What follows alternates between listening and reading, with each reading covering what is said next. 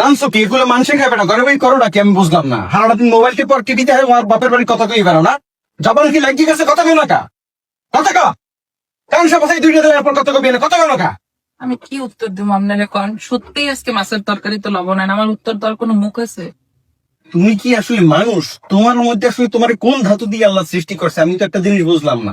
তোমার এত রাগারাগি করি, এত গালাগালি করি, সময় সময় কই কোনো সময় তো কোনো একটা প্রতি উত্তর করো না, কারণ কি?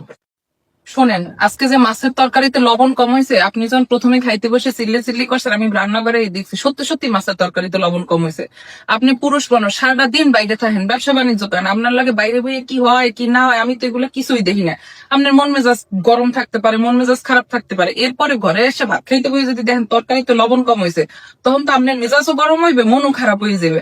আমি তো লজ্জায় নাই তরকারি মুখে দিয়ে দেখি যে আসলেই তরকারিতে লবণ কম হয়েছে, আর আমি কি উত্তর দেবো? এই জন্য এত রাগারাগি করলাম, এত চিল্লি চিল্লি করলাম, কোনো প্রতিবাদ নাই, সব মুখ বুঝে হজম করলা। শোনেন, ঘরের স্বামীর একটা কোনো বিষয়ে রাগারাগি করতেই পারে, কারণ সে বাইরে থাকে, মন মেজাজ খারাপ থাকতেই পারে। আপনি আমার লাগে দুইটা রাগই ঝাড়ছেন, এখন আপনার রাগের মাথায় রাগের মুহূর্তে আমিও যদি আপনার সাথে যদি তর্ক করি, তাইলে এটা একটা বিশাল গ্যাঞ্জাম তৈরি হয়ে যাবে।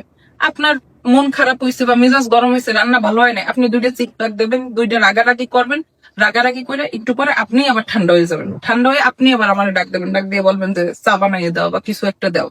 কিন্তু আমি যদি, আপনার যখন মেজাজ গরম হয় ওই সময় যদি আমিও আপনার সাথে সমানে চিল্লা পাল্লা করতে থাকি, ঝগড়া করতে থাকি, তখন এটা বাইরের মানুষে শুনবে, আর এই ঝগড়াটা ধীরে ধীরে ধীরে ধীরে আরো বাড়তে থাকবে। বাচ্চারা শুনবে, বাচ্চারা শুনলে মনে মনে কি করবে?